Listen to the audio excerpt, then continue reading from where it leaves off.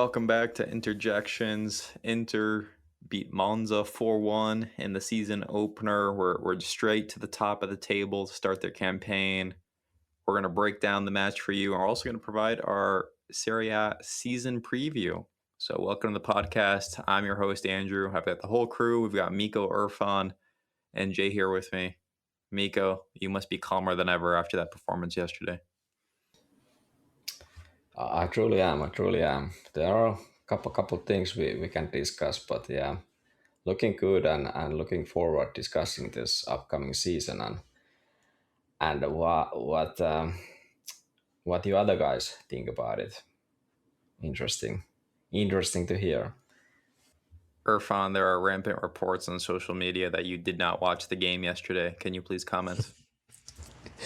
Those are false allegations designed to besmirch my character. I did watch. It was nice to watch. Honestly, I haven't been this positive about the club in a long time, so I'm actually looking forward to discussing. And it's probably going to be different than what a lot of our listeners are used to, but I think you're going to see a nice flow of positivity from us. There were reports already in on the last podcast episode that we've never been more positive before. So let's ruin that by going to Jay. Hi, Jay. Good evening. I have nothing to ruin. It's a positive time to be an Arsenal fan. You know, the power vacuum at the top of the Premier League just continues to make life smooth sailing for us Gooners. Let's get into it. Spurs and Man U both in relegation spots after the first rounds. If only we could fast forward 37 weeks and make this the end result. Well, we'll start with the Monza match. It was a bit of an odd one for me. Like we score 6 minutes in, and at that point, I just assumed we were going to rout them, and then we went into the like Inzaghi-esque trance where we stopped playing at all, and Akanji gets punked, and then I was concerned again when you go in 1-1 at the halftime, and then we end up routing Monza anyway. So just kind of a weird game. I was actually sort of sad that the game was changed by the error by the Monza keeper, whatever his name is, Pizzignako. I I wanted to see how do we respond to the pressure and like the adversity in the second half, and instead he just straight up gifted Zelensky a chance, and Zelensky scored, a really nice goal, clever goal, and the game was really over at that point without us having to find that next level of play. So I was just a little sad in that, okay, it was a little too easy. I was hoping after we went and tied, we were gonna have to like break a little bit of a sweat, but it turned into a bit of a training exercise in the second half. And I'm going to focus on like the two main stories, which I think everyone's going to be on the same page as. The first is the man of the match himself, Il Calcio. I strapped myself to the Andy Doof rocket ship during last week's episode, and just immediate dividends with 2 assists. And it it wasn't a perfect performance. I thought he was a little rough at times. Like his positioning was all over the place. He kept drifting centrally and playing like he was a midfielder. So Barella kept having to go to the touchline on the right and kind of function as a wingback, especially where we're in defense. And you saw a little bit of the Barella hand waving going on where he was a little frustrated at times. But still, I mean, overall, like this guy knows how to beat his man and attack the opponents. And he's just he's a big asset for the team, honestly. Like he offers something many people on this team don't. So it wasn't a perfect debut as a starter, but he made a positive impact. And I mean, he's quickly gone from a certified bust to an important squad player. So I'm fascinated to see what happens when Spence comes back and how we figure that out with Diouf. But this was a good game for the Diouf hype train. The second, perhaps bigger storyline is Pio. This is the best he's ever looked in an Inter kit. He was using his body really well. He was getting mugged by the Monza defenders, but he didn't care. He wasn't looking for fouls. He wasn't just going down. He was just straight up, brawling with them, and he played the ball. It was incredible the build up play he had on the first goal, where obviously like all of the credit for the first goal needs to go to Çalhanoğlu because it was an absurd shot. But like if you think about the sequence of it, the PO build up, like he just bullied the defender with his back to him down the pitch to make the outlet pass to Diouf, who had the routine assist to Hakan. I mean, he was just a thorn in Monza's side all night. You guys all saw the graphics of like his numbers being ripped off his jersey.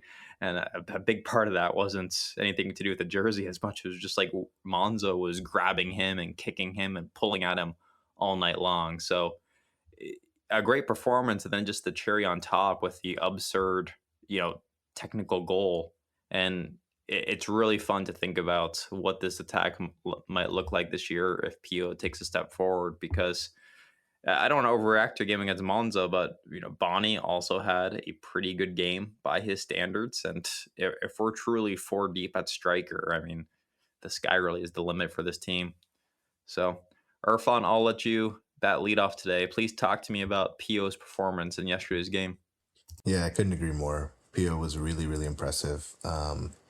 He reminds me of some of those like old school strikers, like some of the big strong guys who have great hold up play, who can play in the other team, who just play in the rest of the team, and then they just cause the other team so many problems with their positioning, their strength, like their ability to sort of brawl. The hold up play is top notch.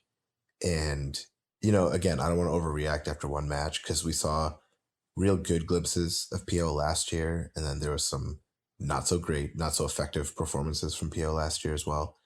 But, yesterday was a good reminder. And honestly, like, I know I've missed a few episodes, but I went to a bunch of World Cup games and I saw most of the World Cup games. And what really shocked me is sort of how poor like real center forward play is just generally up and down the national teams, but sort of up and down the world. Like everyone's sort of moving away from it with all these like wingers and sort of false nines and like attacking midfielders and all that sort of stuff. So it was sort of refreshing to see like one of those old school classic number nines, like a Luca Toni type player who's just a total nuisance for the defensive back line, and it's a great outlet for your midfield or for your defense when they're in trouble. Just wreaks havoc, creates space for other players, can play in your wide players, can really supplement the attack, but also help the midfield. Like that's the sort of play that you just don't see anymore. And it made me really excited to see Pio doing that so effectively. The thing that I would like to see from him, obviously, is just more consistency. Like he just needs to do it every night. Like every time he plays, he needs to have that sort of effect on the game. And if he can do that, I think he's going to be a real force this year and a real promising, continue to be a really promising player, not just for Inter, but also for Italy. So it was really refreshing to see. Lots of props to him. Clearly, he worked hard over the summer, and he's come out sort of motivated and on fire, which is great. So hopefully, we'll continue to see that. Really quickly, Doof, I agree, also did a great job. He really does bring an element, like you mentioned, that a lot of our players don't have. The only two other things that I'll note after watching that match was one, I really wish Barella would just like work on his shot. There's so many times where he's like open or he has a chance to like put in a great shot and it's just always completely off the mark. And like if you could develop even a little bit of what Hakan pretty much consistently has, it would take Barella into like the next sort of stratosphere for midfielders. And the other thing that was really impressive to me yesterday was this team is pretty deep. Like it's nice to see that we have the sort of pieces that you can bring in off the bench and not just roll your eyes as to like, oh my gosh, how can they bring this player in? Like this player's a total joke. Like it's refreshing to see pretty much on every position that we have depth in the squad. And I know some of that might go away as we unload some players, but it was nice to see that. And then my last point will just be that I'm still not convinced about the goalkeeping situation. That's the one thing that does sort of worry me because I don't know how great Martinez was yesterday. Um, I don't blame him for the goal. I think you're right that it was a Kanji that just got totally punked, which like he should not, like someone like Varela should not be doing that to you. But the goalkeeper is like sort of the one question mark that I still have. To your point about squad depth, I mean, think about the guys we didn't use yesterday who were available. Like we did not use Augusto coming off the bench. We didn't use Pavar. Taram, I don't think was even available, but we didn't use him. Like that's not even to mention the new signings. Like this is a deep team, and we have a lot of options when we need to change matches. So it's nice to see the full disposal of play, the full complement of players. Mkhitaryan was suspended. I'm sure he would have played if he was available. Like there's a lot of options for Kivu, and that mostly boils down to the fact that we've done a lot of nice additions through the Mercato, and we haven't really sold anyone of consequence, really, other than Dumfries. So, Jay, I want you to talk to me about El Calcio, Diouf, the two assists, the constant running down the flank. What did you make of the performance? Are you bought in yet after yesterday's double assist game, or are you seeing some concerns in his play? And then Irfan brought up a good point about the goalkeepers too. So maybe touch on that and what you thought of Martinez in his debut as our full-time starter. Yeah, Martinez is somewhat shaky still. I feel like there's almost too much risk taking with the ball at his feet. I've always been incredibly impressed by the fact that we didn't really concede any goals from like defensive or possession errors playing out from the deep in the last couple of years under Inzaghi and Kivu. You see these. There's a mix up between the goalkeeper and the defense when they're playing out from deep, and then the opposition gets a cheap goal, and that's kind of just the price that you pay for playing this kind of football, right? But the fact that we've never ever really had those moments that I can think of is a testament to how well we've done it over the last few years. Maybe the only one I can think of is Akanji against Bora Glimt last season, where he tried to back pass it but just didn't put enough power on the back pass. Point I'm getting to is that with Martinez, I'm sure that chance, that risk of conceding those kinds of stupid goals that you see will probably increase significantly, because I feel like the guy is a little bit too, and I don't even know whether it's overconfidence, whether he's just kind of oblivious or anywhere in between, but that risk certainly feels higher with Martinez. And I know many Inter fans think this way as well, but it won't surprise me in the least if we see Providel end up kind of prizing the starting spot away from Martinez as time goes on. So it's not the worst situation to be in the fact that we have a very, very reputable backup in Providel, who, as mentioned, will definitely compete for that starting spot, and will definitely be giving Kivu a selection headache from watching them both, assessing them both during training, etc.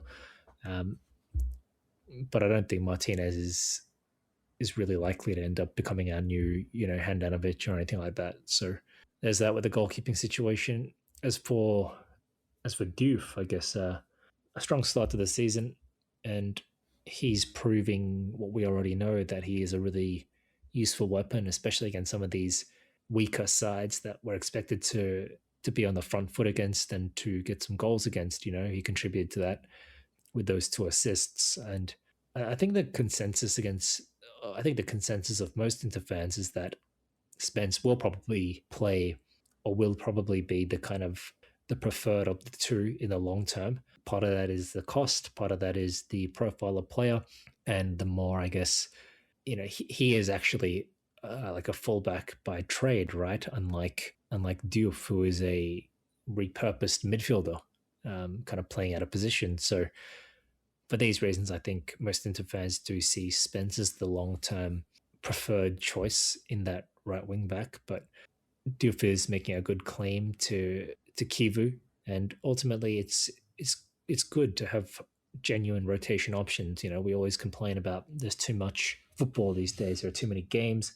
Players have to play too many matches in the span of a season across, the expanding scope of the Champions League and European competitions, and then the expanded World Cup and whatever it might be. So having to play 50 something games a season for teams like Inter is just a new modern necessity and demand upon the squad. So having multiple players who can share that time is really important, and I think we'll see if we can maintain this kind of level of squad depth for the time being at least. You'll probably see fewer cases where you have like, one guy starting all 38 league games and so on, and players who are designated backups. I think you're more likely to see a fairly even or more even spread of those minutes across the players. And someone like Guardiola has been doing this for a long time. There was, can't remember which season it was. It might have been 3, 4, 5 seasons ago, but he would literally just alternate Bernardo Silva and Riyad Mahrez. One would start, and then the other would come off the bench in the next game, vice versa.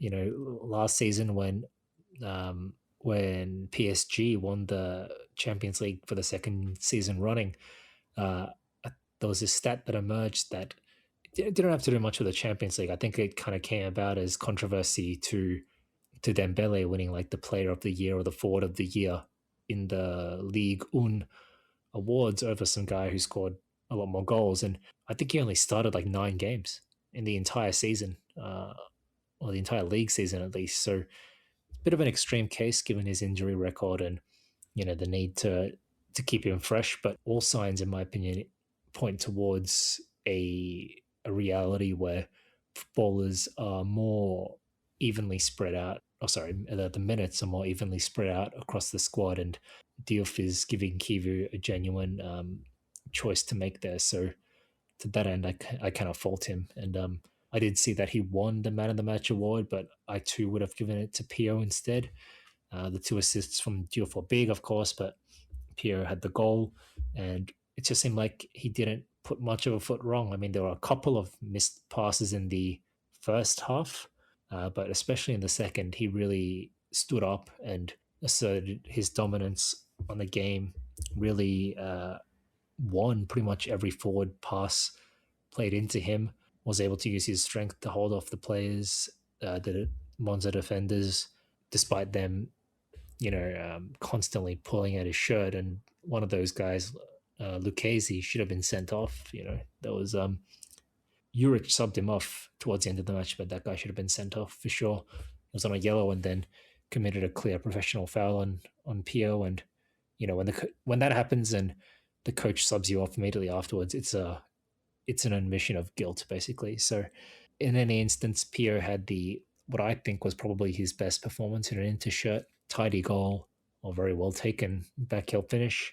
But it's the fundamentals that I'm always looking for. The moments are important, like the finish, but the fundamentals are equally, or perhaps more important. And to that end, like I said, super reliable as a target man. Held up the ball, defended it well, held his position to help us gain ground, and played it out constantly, smartly. And he just did this at such a high efficiency and high volume rate throughout the game, where I felt like overall he just did those little things so well, so often, so frequently throughout the game that should have earned him the Man of the Match award. But Diop is still a fair shout as well. I'll finish by saying that Irfan is 100% right about Pio, and that he needs to do this all the time. He needs to do this week in, week out, to show that it's not just a flash in the pan.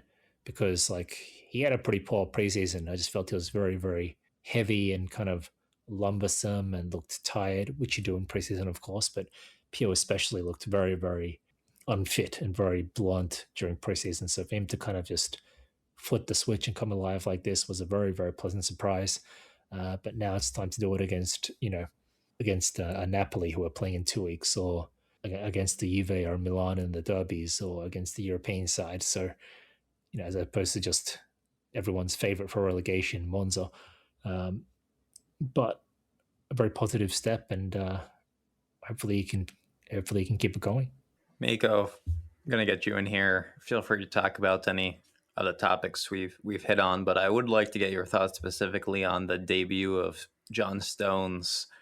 Akanji has the disappointing moment in the first half. A lot of us on record saying we don't like Akanji as a central center back. I don't think him conceding that goal had really had anything to do with him being a central defender versus an out wide defender.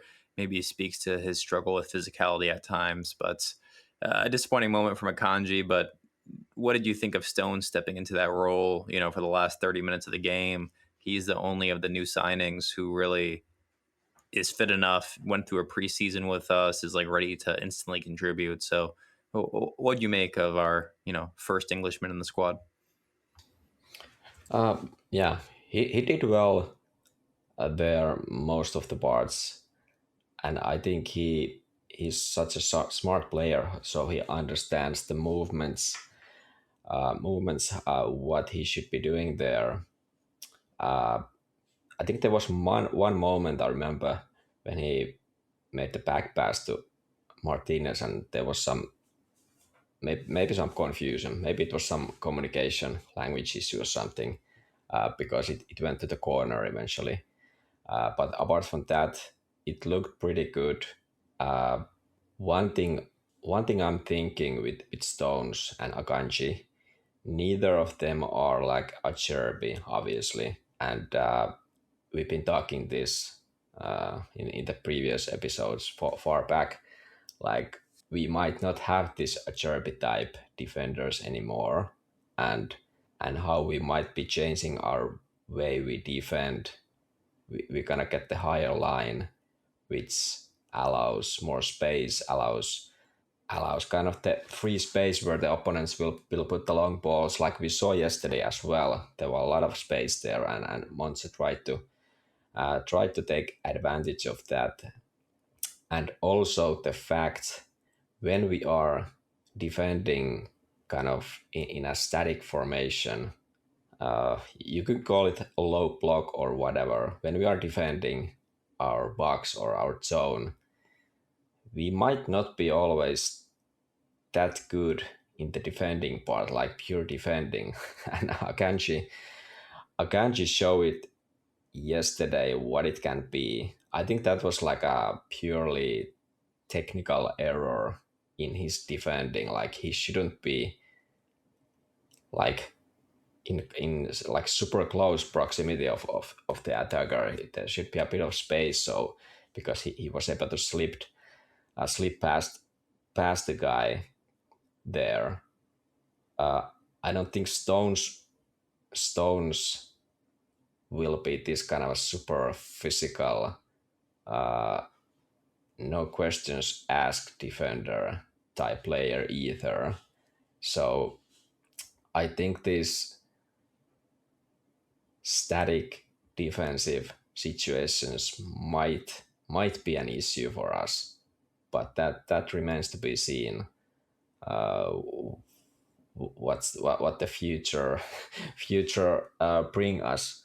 But all in all, happy to have Stones there. Let's hope he stays injury free. I guess that's the biggest concern with Stones. As for the match, a lot of good points by you other guys. Bio was excellent. Dio was nice. I maybe didn't like him like player of the match that much, but two assists, that's always, the stats matter. Bonnie, you mentioned Bonnie. He was surprisingly good. Didn't look like that, like almost at any point last season, not in the preseason, but he seemed to have this different hunger, or not to say rage, but some kind of urgency he had found in his game, and I like that. If he can play like that, I'm not concerned about the attacking department. Then Stankovic had his debut, which was nice. That by the way, I checked a bit of history stats, and we had 3 academy players on the pitch at the same time, and I tried to find and couldn't find any other proof that apart from 92 season, when we had 3 academy grown players on the pitch at the same time. So that was almost like historical moment. DiMarco, Pio, and Stankovic there. Uh, who else? Sucic. He was excellent when he came on. I really liked his entrance there. Of course, we remember a year ago, it was Torino. We smashed them. Sucic started that match. He was excellent. Then it was not a downfall from there, but that was probably one of his best matches last season. And yeah, we are playing Monza now, but still he was very good there. Kind of almost like took control of the game there. Commanded the midfield quite well.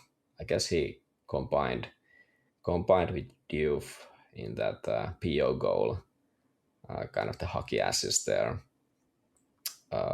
Yeah, lot of positives from yesterday, but we maybe the concern was the first half performance. How, I don't know, maybe it was a bit of a lackluster, but you could say, is it because of the heavy legs that there wasn't that effort? Lautaro was like clearly out of form.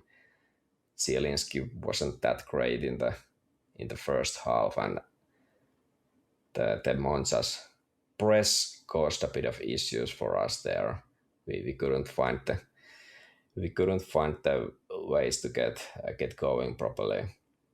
But apart from that, very very positive match, and a lot of these good performances by several players. All right. Well, I think that we'll cover it for the Monza match. I mean, good win. We're not going to do a preview for the Cagliari match. Maybe we'll do some predictions at the end of the episode. But for now, we want to switch to like a season preview. Last week we did the kind of state of the Mercato. Wanted to prioritize that, but we have our feet under us now. We can dive into this actual campaign, and you'll notice Irfan said it at the start of the episode that this is the most positive this podcast has ever been. Just the general sentiment among all Inter fans is high right now because we had a proper Mercato for the first time, and God knows when. Went out and signed multiple players who are expected to contribute to the team. And I'm going to try and keep this structured. I have some specific questions for you all, but to start, I just want to make a statement, and I want to see if you guys agree with me or not. And you can tell me if I'm crazy, but I think this is going to be our most successful season since the treble. And I'm not saying we're going to win a treble, but I think this is going to be our most complete season. Because if you think about it, when Conte kind of came and brought us back from the abyss, we ever since then we've been on this alternating track where we reach a European final one year, like the Europa League with him, or the two Champions Leagues under Conte or under Inzaghi, but then we struggle in the league. We just can't get the job done. And then the following season we'll go ahead and we'll win the Scudetto, usually win it pretty easily, but there will be an early defeat in the European campaign, whether it be, Conte getting knocked out on the group stage. Last year, of course, the Bodo Glimt thing. Like, we just have never been able to string together a season where we're competitive on all fronts and walk away from it with a trophy or trophies, plural. And this feels like the year where it finally all comes together. And we're the universal Scudetto favorites. I mean, every betting market, every expert is touting us to win it, and they should be, because we've brought back our entire core while signing a few players who should improve the squad. We're one of the few clubs at the top of Italy who actually retains their manager year over year. Just about everybody else is on a new manager, minus Juve and Como. And even Juve, they only had half a season of Spalletti last year. We're just in better shape than every club in Italy right now, and we have proper depth across the squad. And I talked about this a bit earlier, but like we're too deep at every position, and you feel comfortable with the reserve at just about every position in the squad coming in. This isn't like a few years ago where your striking alternatives are Taremi and Correa, or like you're bringing in Gagliardini and Vecino in the midfield. Like, these are real, tangible options where you feel comfortable having them start games. So it feels like we have the horses. It feels like this is the year where we can win the Scudetto and also have a deep European campaign. And you never know how things are going to go in Europe. You could draw Manchester City or PSG or Arsenal or whatever in the round of 16, and then what are your expectations? But we're one of the 8 best teams in Europe. I don't think it's even a question, and I expect us to finish in the top 8 of the first phase of the Champions League to kind of get that, I'll call it a bye to the round of 16. This team is more than capable of it, and it should be the expectation even before we see what the group stage draw actually looks like. So, Irfan, I'll let you start. Is that a crazy statement, or do you agree with me that this should be our best season since the treble? I completely agree with you. Well said. In fact, I don't even have much to add to what you said. I think for all the reasons you said it, that should be the expectation. And I think as fans, like we're at the point now where we need to stop trying to emotionally hedge on this team. Like it's okay to put the expectations on Kivu, on the players, on the depth, on the state of the rest of the Serie A, frankly. Um, I think the only way that something bad can happen in this season is if injuries like just take us completely out of the picture. But like you said, even then we have good squad depth. If the wheels just completely fall off, if the team's like in some sort of weird turmoil where we just can't win a game, which hasn't happened to us in a long time and hopefully will not happen for a long time. Or the only other wild card is that there's some player on one of the top sort of 5 or 6 teams that just has like a season of the ages, right? Like think about like Leao a couple of years ago. Think about Napoli a couple of years ago with Kavara and those guys. And if something like that happens where there's just like one player who just chips in like 25 goals and like 15 assists or something like that, then you really can't account for that. But over the course of the year, over the course of 38 matches, and in Europe, like this is a team that's built to succeed. There's 2 quick things I'll mention that I think set us apart a little bit. One, for the first time in a long time, I feel like we have players with like real potential, players who are supposed to and are so far showing that they're getting better year after year. And even if they're not tangibly getting better because of minutes or because of what we've seen, the outlook on that player for once is actually better. Like we're not dealing with a Mkhitaryan and a Cherby, and like you're just worried that like hopefully these players can roll back the years and give us another solid season. Like you're talking about players like Pio, you're talking about players like Sucic, you're talking about players like Stankovic, you're talking about even Spence or Diouf. Like you're talking about young players who have potential, who like you want to see as an Inter fan succeed and take the next step. Like when Stankovic comes onto the pitch, like I'm excited to see what he can do.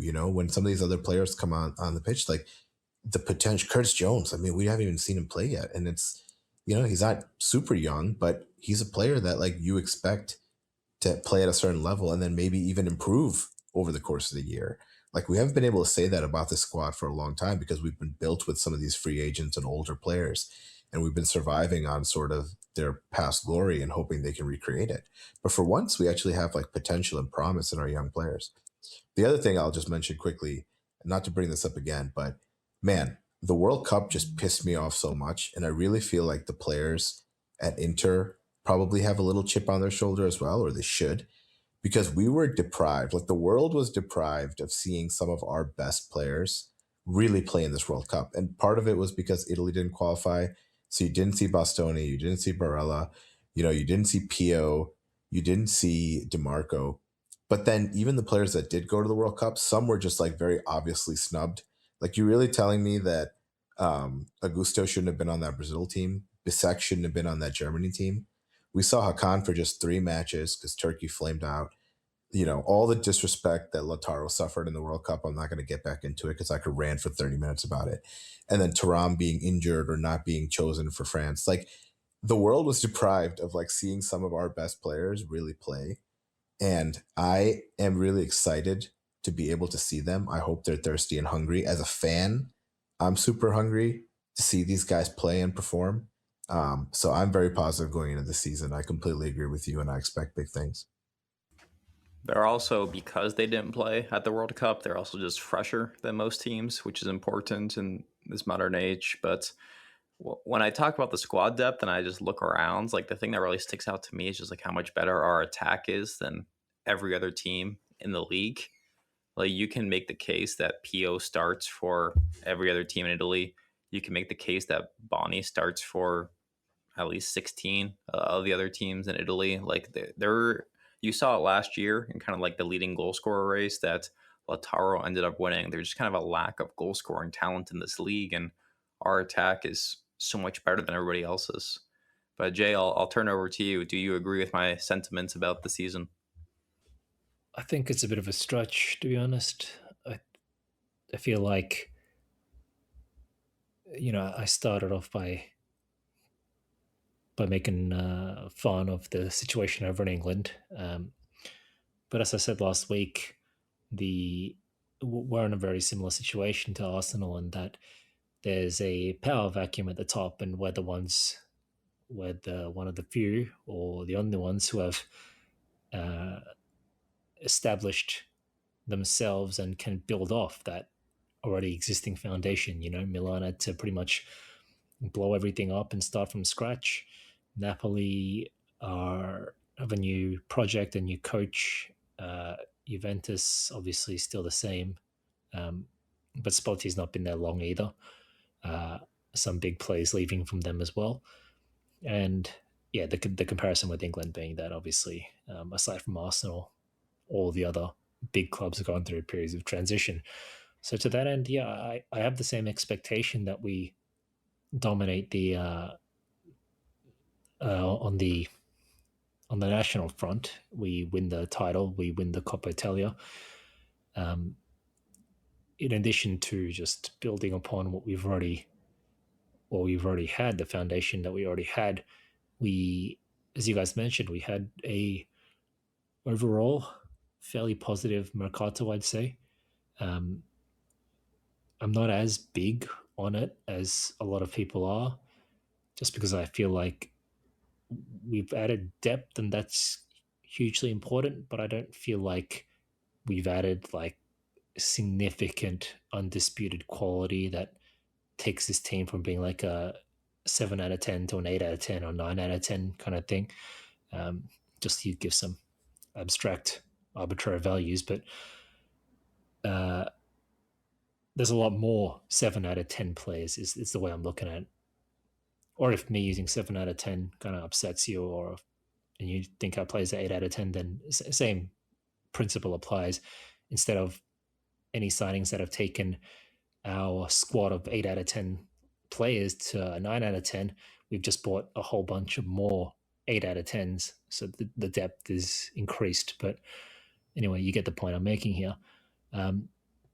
However, on the, for us to have a good a season as, or since the treble would require us to do a lot better in Europe. And I feel like even the season before last, like Inzaghi's last season, although it ended very kind of acrimoniously and bitterly with the the potential treble kind of going down the toilet, culminating in the worst Champions League final ever.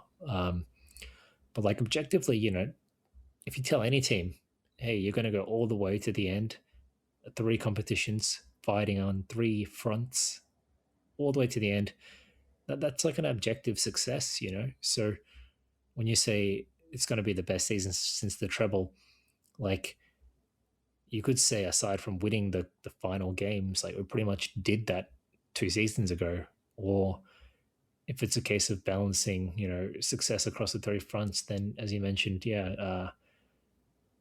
maybe the 23-24 season where we won the Scudetto by like 20 points or whatever and got 97 points, and we got knocked out by Atletico Madrid and so on and so forth. These are already, in my opinion, close to, or the closest we've been there.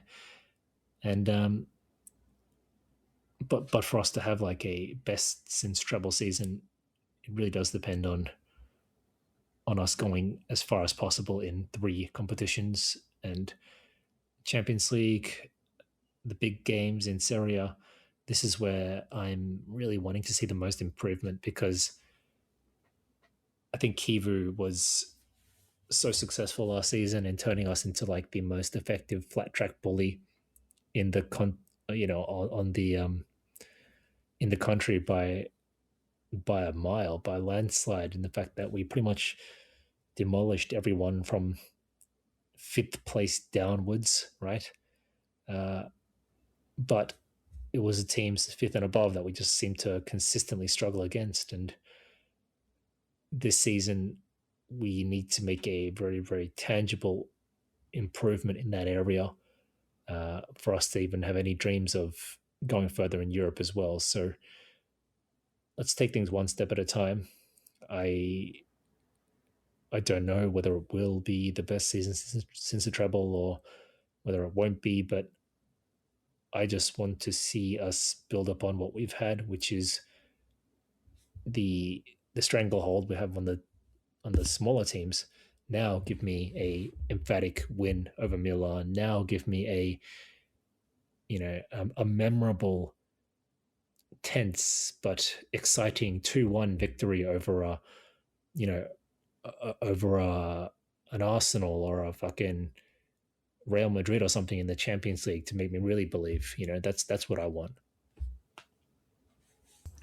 It's a fair point. I mean, we still have something to prove against the top 4, top 6 sides in Italy. But I will say, like, if we beat 2 or 3 of those teams last year, or if you take our record last year and improve it by 2 or 3 games against those elite sides, we're running away with the league. Like, we're winning the league by 5, 6, 7 games at that point. So if we consolidate power and if we truly improve our performance against Milan or Juve or Napoli or whatever else, I mean, this thing could be a laugher in all seriousness. But interesting, like, we play Napoli so early in the league campaign. We play them before the first international break, and that'll be a fascinating match because we've struggled against Allegri. It feels like in recent years he excels in that terrorist ball, and I don't want to look ahead too many weeks, but if we go and play Napoli before the international break and we beat them, like, I'm going to be feeling even better about my thesis statements. But Mikko, since you're a Mr. Optimist, I can't imagine you'll be fighting me too much on this statement. Yeah, I see both points here, and I think the Champions League is the ultimate decider. I feel the matches coming in the Champions League will always interfere our kind of effort or our ability to put the full effort throughout the season, and especially in the springtime. We saw that in that last Inzaghi season. We went all the way to the final, and kind of were managed to fight for the title all the way in the end, but failed there because we get dropping points here and there. Then as you said, the boogies has or have us the favorites by like a country mile, which is obvious because we just won the double, and we probably looked better than last year on paper. We lost a couple guys, but we improved our depth on the bench, which probably allows us to maybe do a better job in those spring matches if we have been able to share the burden a bit more throughout the whole season, so the best players can be the best players in spring as well, and we hopefully have those Champions League matches there still in the springtime. Uh, I think we won the first or the only Inzaghi Scudetto. We got out against Atletico at the round of 16, and to me, it would probably feel a bit of disappointment if we did that this season. Even if we are winning the Scudetto, but we get out of Champions League a bit too early. Maybe the next round, quarterfinals. I think that's more understandable if that happens. But I think we need to get there to have kind of a satisfying season, and obviously the Scudetto that has to be the it's difficult to say it has to be the minimum, but that's the reality. We are kind of ahead compared to the others.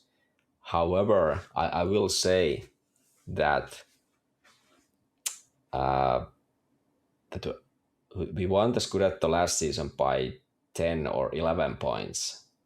I feel it's gonna be more tight this season because we will do better in the Champions League, and probably there will be probably more kind of how do I say it? Well, let's take a step back. I tried to say that maybe other teams play more kind of taking points from each other, but then if we can't even if we keep going well or doing well against the smaller sides and do maybe better against the top sides like we should, as you guys mentioned. Yeah, I don't know.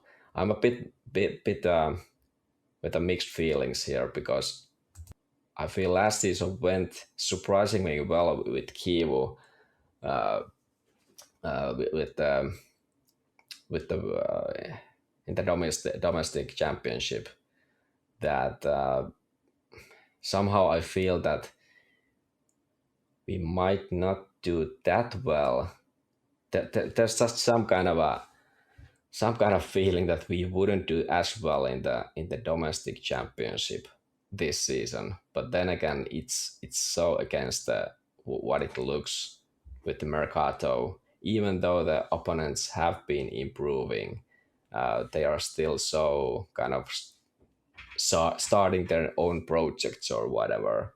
That Maybe the risk is complacency. I feel like that's what we saw on the e- pitch yesterday. that It just felt like, after the early goal, the players just expected the that Monza would roll over and that the game was over. And ultimately, that's probably what let Monza creep back into the game. And the first half, they had this one chance where I think the play ended up being offside, but they had this low cross across the face of the goal that could have easily been a tap in. You know what I'm saying? So they were carving out some decent chances as well. So that I think that was down to complacency, but maybe the feeling that you're, or that kind of sense that you have of maybe our guys might struggle for some reason on the domestic front this time around might just be, as they always say, winning is hard, but it's harder to defend and to keep winning, right?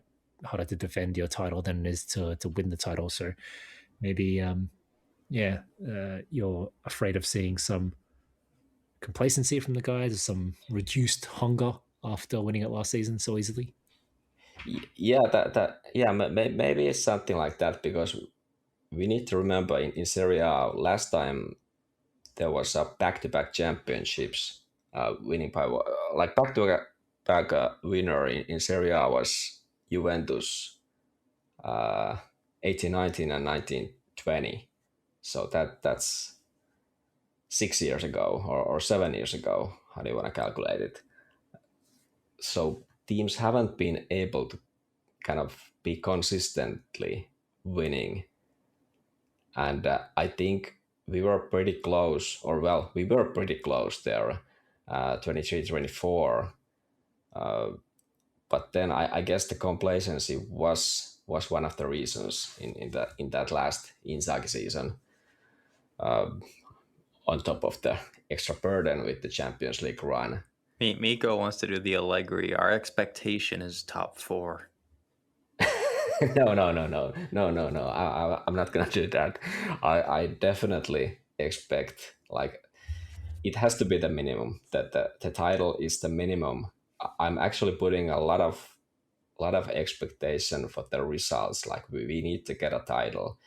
Coppa Italia, well, it's always at this point, it's whatever. Champions League is now kind of the point that we need to be better there, and like no questions asked. We need to be better. We need to be top 8 so that we can skip the knockout phase. We get to the round of 16. We get to the quarterfinals. That's the bottom line.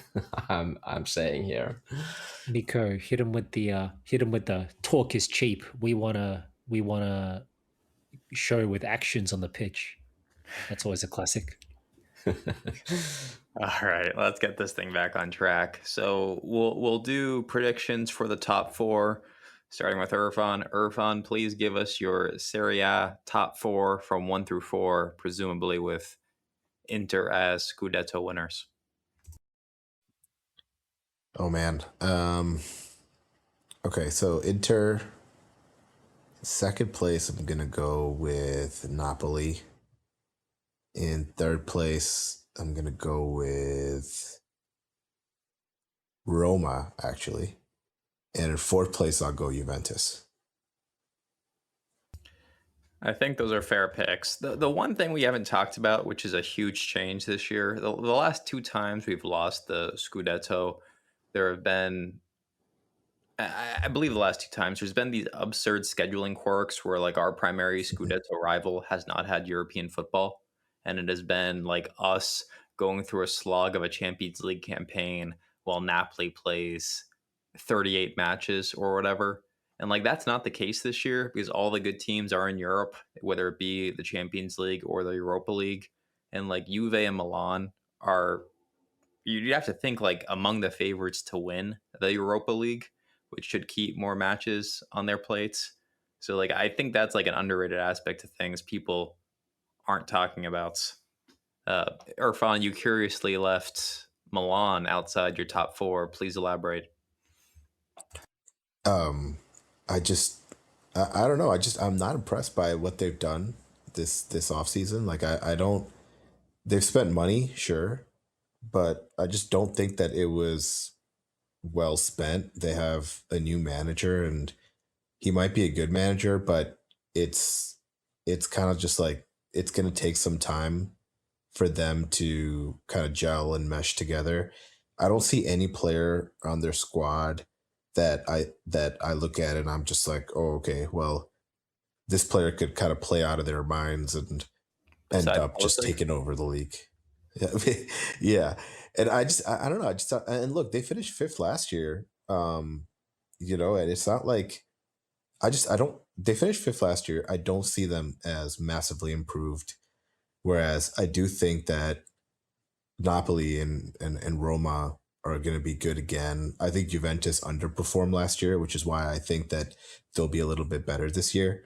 Um, and then I didn't mention Como, but that's another team that spent a lot of money and retained some of their best players. So another year of consistency there is probably going to help them too. I mean, I honestly think I'm not trying to be a hater. I honestly think Milan will be struggling for the fourth spot and probably miss out just like they did last year. So it's not like an unprecedented sort of pick. I'm not trying to be controversial. I honestly just don't see them as a very compelling team at all, frankly. all right, Jay, what is your prediction for the top 4 this year? Do I even need to say who I think the winners will be? We all know your Scudetto picks, but maybe you can use that as your rebuttal to Irfan. So yeah, look, I at risk of, I don't want to become, at risk of becoming a tired joke. I won't go there. I will, I'll just go with what I genuinely think, which is that we have to win the league, and I do expect us to win the league fairly handily. You made a good point that a lot of all the title contenders, if you can call them that, are playing in Europe as well, and most of them or at least the bigger ones in terms of prestige and all that, Juve, Milan, are playing in the Europa League, which makes it even harder for them, or at least it should on paper. But with that considered, I think you will have some. I think you'll find a lot of congestion in that 2 to 6 second to sixth placed spots, similar to last season. But yeah, I definitely expect us to win. As for second place onwards, man, I'm going to go with Juventus because they have the most proven project, at least out of the last couple of years. When you look at the competitors over the last few years, like Napoli, obviously won as recently as 2 seasons ago, but have changed manager to a guy who's coming off 2 rather bad stints. I'm talking obviously about Allegri. His second Juventus stint did not end. But am I out of my mind? Did he not go back to Juventus the second time before he went to Milan? Yes, but that was like what, 3 seasons ago?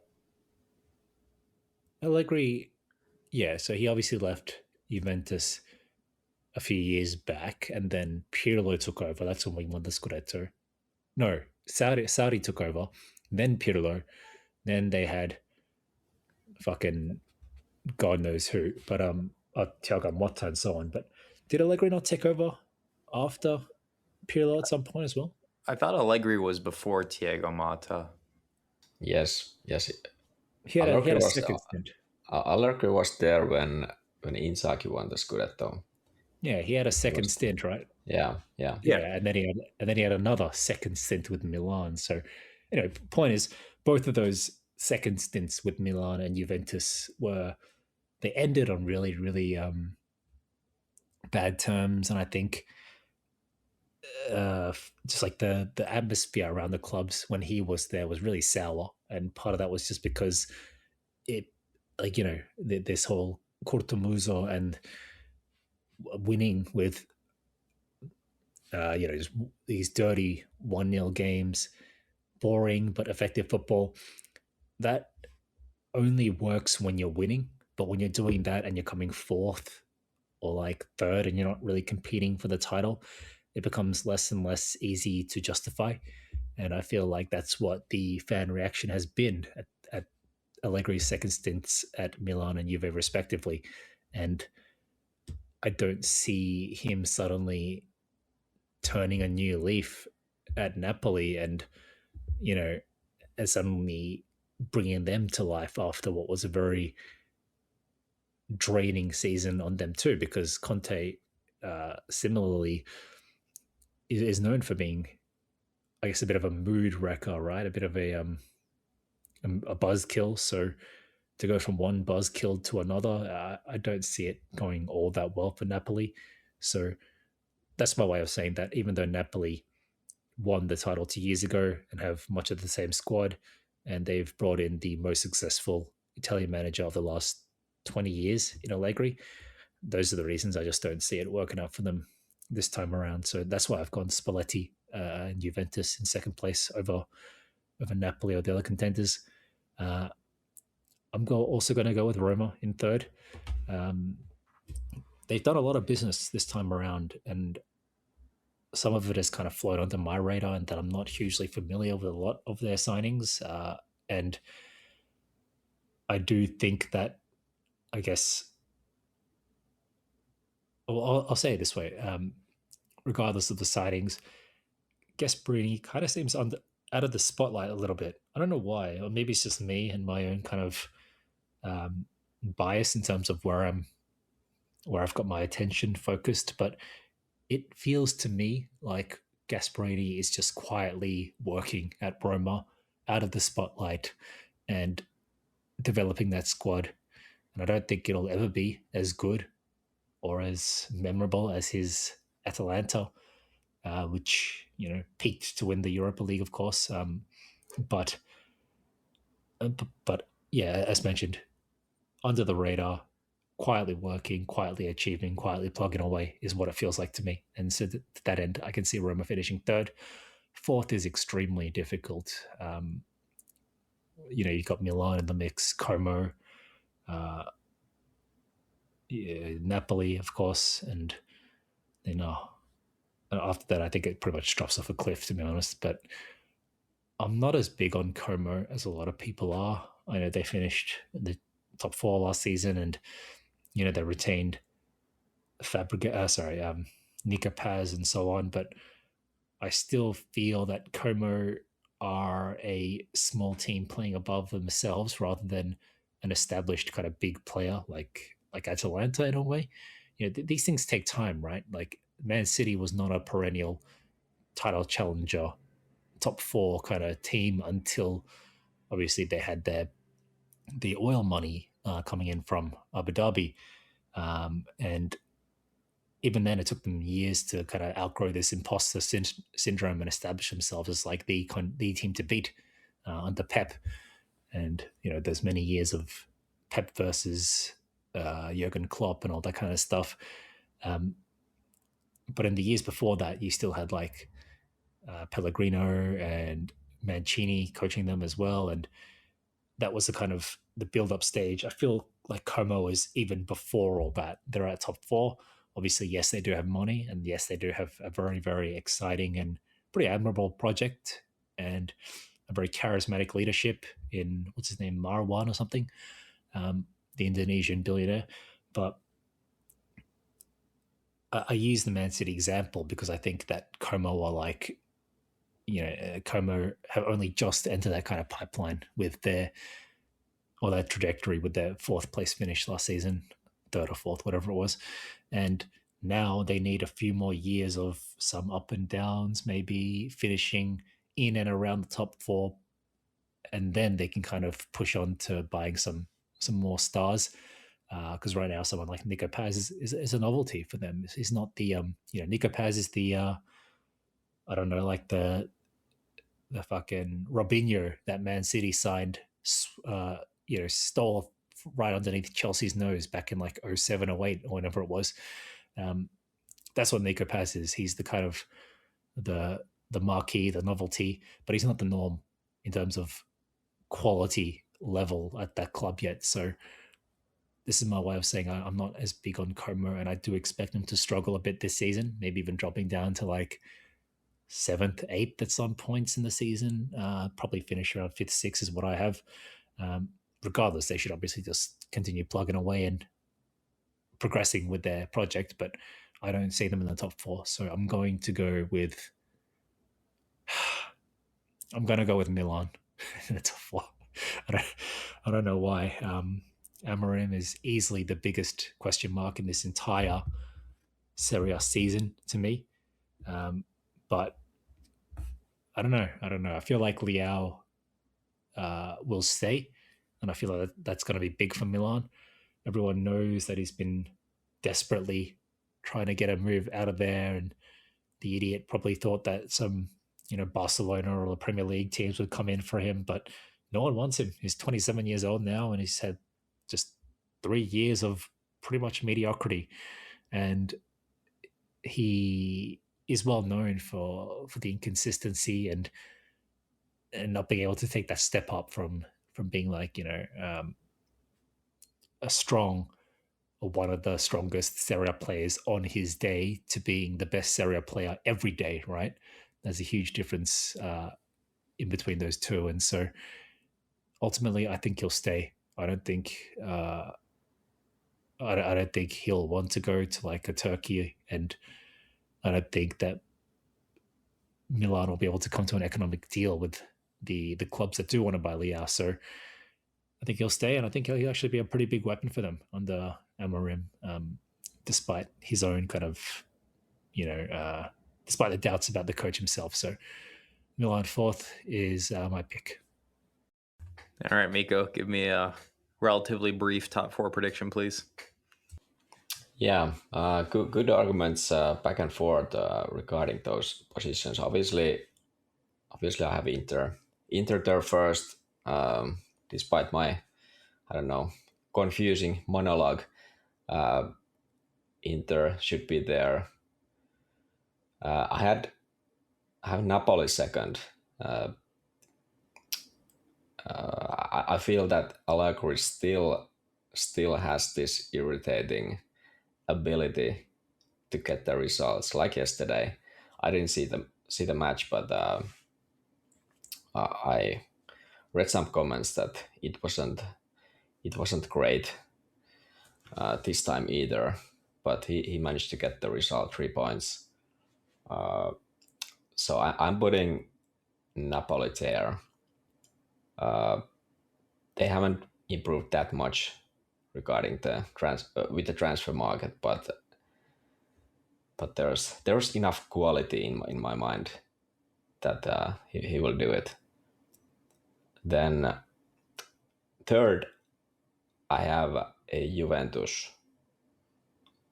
I feel it's gonna be close with Napoli there, but I think actually I think it's gonna be pretty close between all of these teams. I feel it's gonna be a true dogfight between the Napoli, Juve, Milan, Como, Roma, with the Champions League spots like it was past in the past season. So I have Juve third. They've had like promising signings. I feel they are still missing one or two players. Let's see what's gonna happen, but I think they are good enough to make it to third spot. Then the fourth one is I have Roma there. So Milan, Como will be out of the Champions League spots. Roma has been good in the market as well. They will have Malen there for the whole season. He was like a super goal scorer for them when they got him last January. So it can actually go either way, but I feel the Champions League run will kind of hamper them that they will be so-called only fourth, and that leaves then Milan out of the spots as well as Como. Jay basically explained what is my stance with Como as well. They were up maybe a bit ahead of their schedule with the Champions League spot now, so they are just building it now, and it will. I don't know. Maybe we can say they take a step back, but in reality they are taking steps forward all the time. But now they will miss it. Milan, it's very confusing project. Like in the middle of the summer, Cardinale decided, okay, now it doesn't matter what this is gonna cost, and he's been just splashing the money all over the place, and that the coach changed obviously. I'm not too confident them their project, and that will also probably take some time if it's even like a proper project or just some kind of a one-time mercato where the owner decides that okay, now it's time to spend big, and then it dies there if it doesn't work out in the first season. I have doubts with Milan, so I'm gonna have Inter, Napoli, Juve, Roma in the top four, then Milan, Como next. But yeah, that's my list. All right, I will give you my list briefly. Inter, Scudetto, obviously. I'm going Roma seconds. Gasperini has an impeccable track record of getting his teams to the top four, and in fact, he often finishes runner up. So I feel like a full season of Allen will make a huge difference. I mean, he has to be the Capo Cannoniere favorite at this point, given the production he had at the second half of last season. I generally like what Roma has done in the Mercato this summer compared to most teams where I'm just looking around and I don't understand their signings. So I think they're a pretty easy choice for seconds. I really don't know what to do with the rest of these teams. Like, I don't like any of them. I'm going to put Juve third, sort of begrudgingly. I hate Spalletti, but I understand he's a good manager. I just don't get Juve's Mercato at all. Like, you go out and you have a huge hole at goalkeeper. Like, Di Gregorio was a disaster last year. And your solution is Ausilio's love child, Vicario. I don't I don't get that one at all. And then like Juve haven't had a proper striker since like they signed Higuain from Napoli, and they've been cycling through these guys, and they managed to like send Openda out on like this ridiculous like loan, and their solution is to run it back with Colomani. I just I don't get it. I don't think it's a good path forward, but they have continuity in that Spalletti will have been there for a while now. Like it just seems to me like the best choice to get this thing home. And then the last spots comes down to Milan, Napoli, or Como. I'm kind of with you guys. I think Como is going to fall off a cliff this year. Not that they have Champions League football they have to compete with. They're not a very deep team. I am interested to see if they sign Moise Kane. That'd be an interesting signing and kind of a missing piece they need to be more competitive in the league. But I think the fixture list congestion is going to get to them. I'm going to give Milan fourth place over Napoli. I just don't like how much longer do we need to give Allegri credit for? Like he didn't make the Champions League last year. This garbage football can only go so long, and he has an aging Napoli side. It just feels like a bit of a recipe for disaster. So I will take the unknown in Milan. I realize Milan could bottom out because these like ridiculous transfer fees like Ramos for 75 million could backfire spectacularly, but the excitement of the unknown I think is worth the bet over the surefire mediocrity of Napoli. So real quick, we'll just do a quick round table before we get out of here. I'll give you each a separate question. Give me like a quick 30-second synopsis. Irfan, who wins the leading goal scorer in the league this year? I'm going to go with my boy Lautaro. He has so much to prove after the sheer disrespect that Argentina showed him. And I still just don't think that there is a more complete and better striker, at least with like a better supporting cast to provide him assists than Lautaro. So I'm going to go with Lautaro. Jay, how far will Inter go in the Champions League this year? Well, really, really tough one. I'm going to say quarterfinals. I say we go through the round of 16, getting a fairly lucky draw, and then I think we'll come up against one of the I'm hoping it's not Arsenal, but I feel like we'll come against one of the stronger teams, PSG, Arsenal, Barcelona. And even though we have a good record against Barcelona, I feel like this time we might bow out then. Mikko, give me the 3 teams that are going to get relegated from Serie A this year. Okay, so 3 teams will be Frosinone. So they will go straight back. Actually, Monza as well will go straight back. Then what was the third one? Venezia. You're just gonna send them all straight back? I'm gonna predict that they won't go back, but it's gonna be Lecce. Lecce is a popular one. Lecce is a popular one. Like they just simply don't score goals. So yeah, those are the 3 ones who will go down. Can I ask you a question, Andrew? Yeah, all good shouts. Or was that Jay? Can I ask you a question? Go season for it. prediction.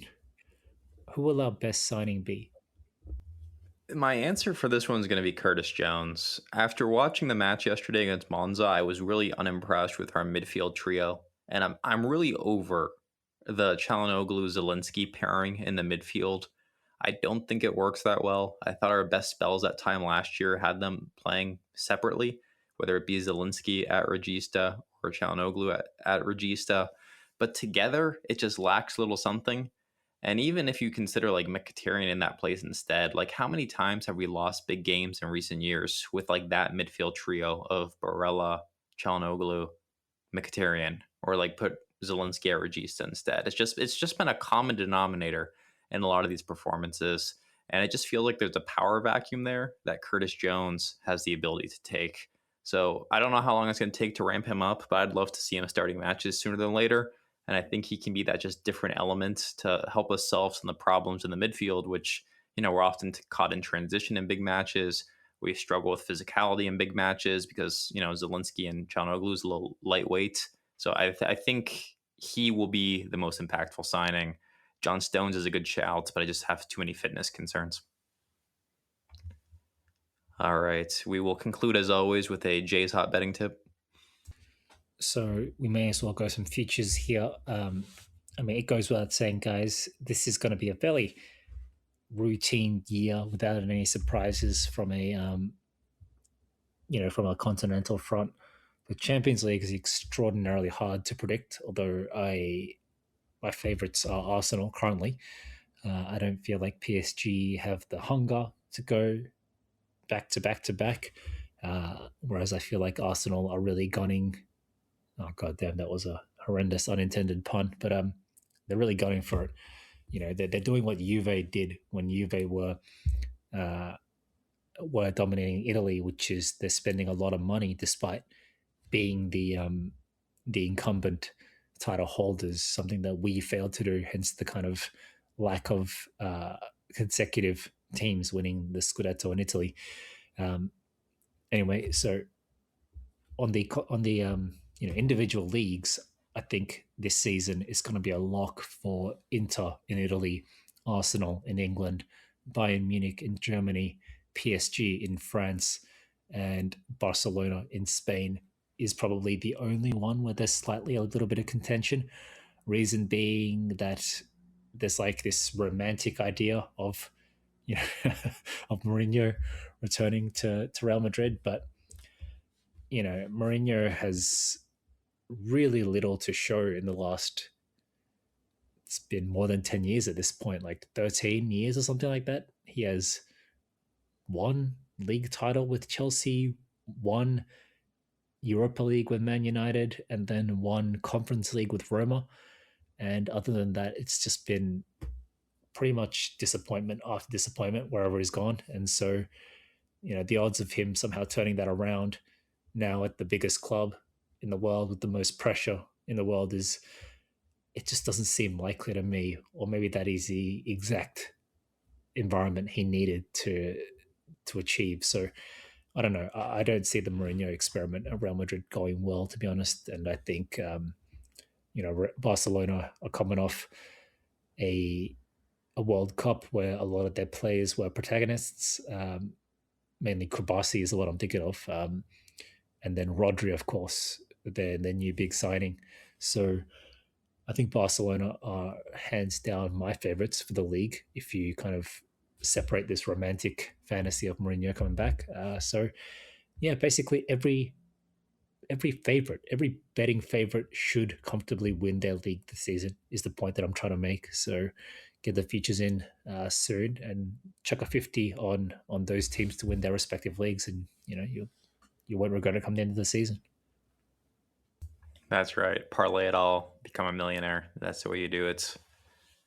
But all right, well, we'll wrap up there. We'll be back next week, recap the Kyrie match, and talk about the last couple of days of the Mercato. Until then, Mikko, please do us the honors. Forza Inter. That's right. Catch you all next time.